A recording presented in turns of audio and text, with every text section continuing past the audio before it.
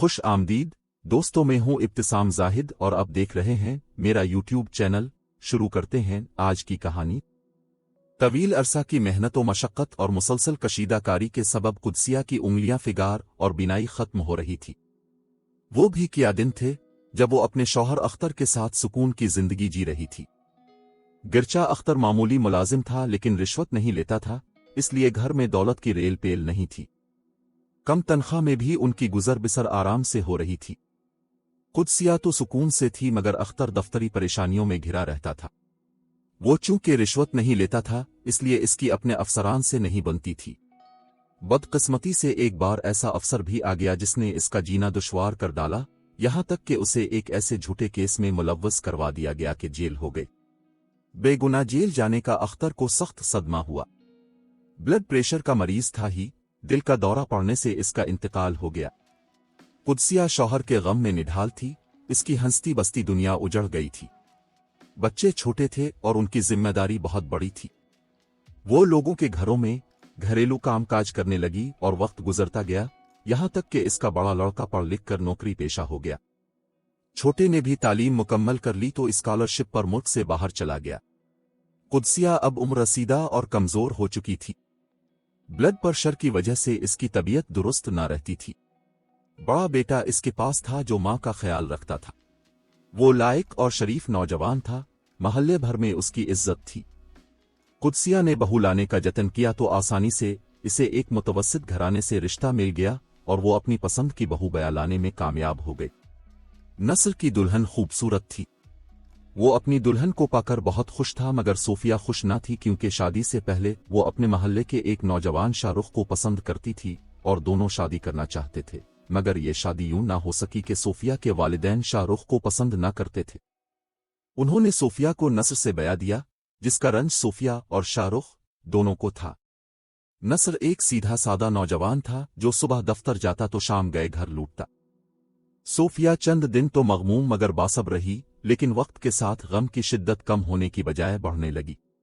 वो अब अपने महबूब की जुदाई से बेसुकून रहती और रोती रहती। सास तकरीबन अंधी थी, वो बहू के आंसू किया देख पाती। इसकी इसी कमजोरी से फायदा उठाते हुए सोफिया ने दोबारा शाहरुख से राबता कर लिया और पुराने अफसाने दोहराए जाने लगे।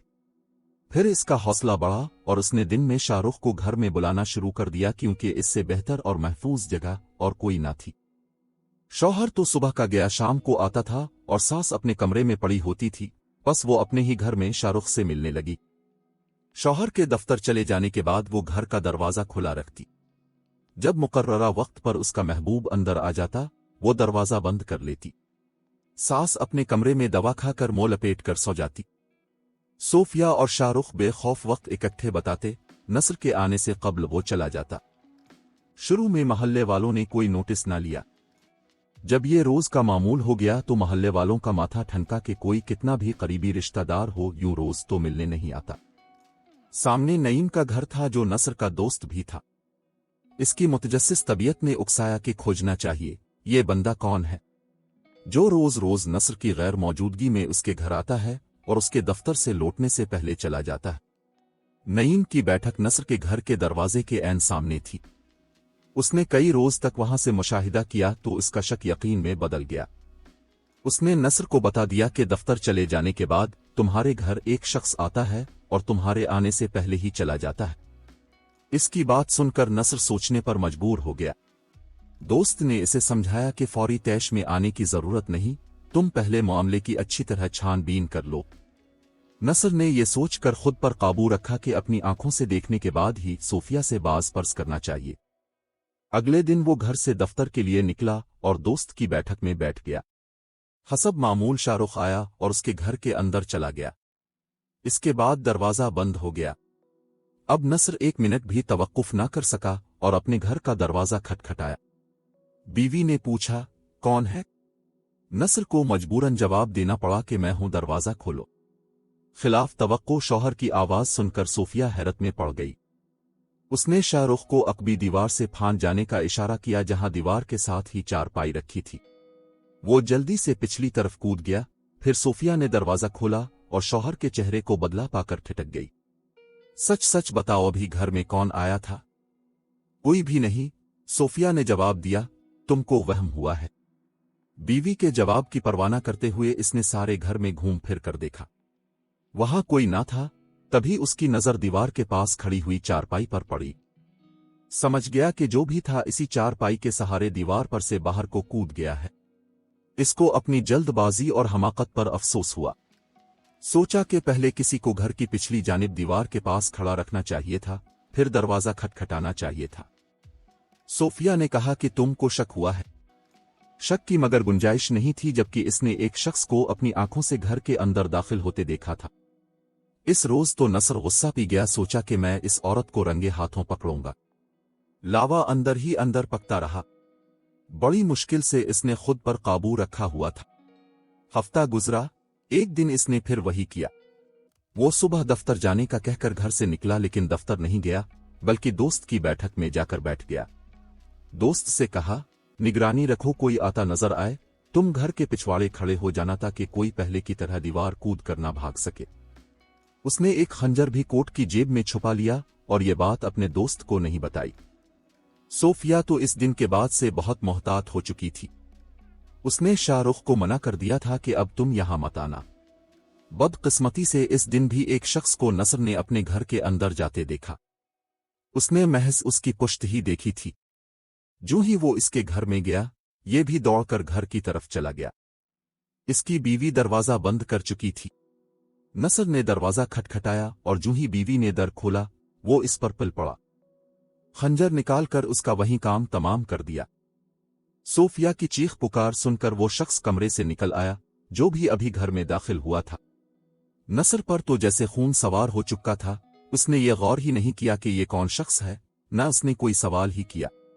बस इस पर खंजर से वार करने लगा और जब 2-4 वार कर चुका तो अचानक इसको सूझ आ गई कि ये लड़का तो उसकी बीवी का मामू है, जो शादी के दिन भी उनके घर मौजूद था और जिसको वो एक बार पहले देख चुका है।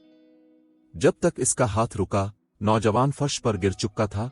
खून उसके हाथों और शानों से निकल रहा था, लेकिन अभी इसमें कुव्वत मौजूद थी और बेहोश नहीं हुआ था। इस अचानक हमला से हवास बाख्ता हो गया था। तभी इसकी नजर दरवाजे के पास पड़ी सोफिया पर गई, जो खून में लथपथ फर्श पर पड़ी थी। इसी लम्हे वो भी बेहोश हो गया। इसके बाद नसर खुद ही थाने चला गया, तमाम हालात बताए और खुद को गिरफ्तारी के लिए पेश कर दिया। अफसोस की बात यह है कि असल मुजरिम जो शाहरुख था वो तो बच गया, मगर सोफिया का मामू बेचारा बेगुनाह मारा गया। वो अस्पताल ले जाते हुए ज्यादा खून बह जाने के सबब चल बसा। वाकया ये था कि इस रोज सोफिया की मां की तबीयत खराब थी। सो उसने अपने सबसे छोटे भाई अहमर को भेजा था कि जाकर सोफिया को इसकी सास की इजाजत से ले आए। अहमर के तो वहम व गुमान में न था कि वहां भांजी की दहलीज पर मौत उसकी मुंतजर खड़ी है और भांजी के कत्ल का सबब भी वो ही बनने वाला है। शायद किस्मत में उसकी मौत इसी तरह लिखी गई थी। सच है कि गुस्सा एक बेलाग बिला है। ये एक ऐसी आंधी है जो दिमाग के चिराग को बुझा देती है। नसर के दिमाग का चिराग भी फौरी इश्तियाल से बुझ गया और वो गुस्से में ऐसा अंधा हो गया कि शाहरुख और अहमर में तमीज न कर सका कि वो किसको मार रहा है। नसर का भाई मुल्क से बाहर था।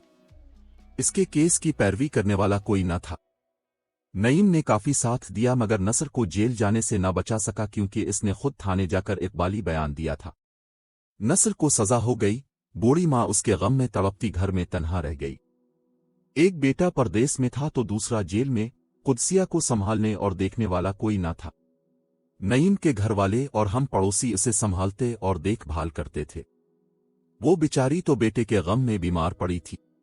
अंधी होने की वजह से खाना भी खुद ना पकाती थी। सुबह का नाश्ता और खाना नईम की मां देती थी और रात का हमारे घर से जाता था। नस्ल को उम्र कैद हो गई और छोटा लड़का न जाने किस मजबूरी के सबब ना आ पाया था, जबकि अंधी आंखें इंतजार में रोती रहती थीं। इस वाकये के 7 बरस तक कुदसिया की आंखें दोनों बेटों के इंतजार में खुली रहें और आखिरकार वो मौत की आगोश में चली गई। नसर जब रहा हुआ, घर खाली हो चुका और उस पर ताला लगा था। ना मां रही और ना बीवी। खुदा ऐसी बीवी किसी को ना दे और ऐसा गम भी किसी मां को ना दिखाए। सच है कि गुस्से की आंधी दिमाग के चिराग को बुझा देती है। कैसी लगी आज की कहानी? कमेंट बॉक्स में जरूर आगाह करें। मुझे दीजिए इजाजत। खुदा हाफिज।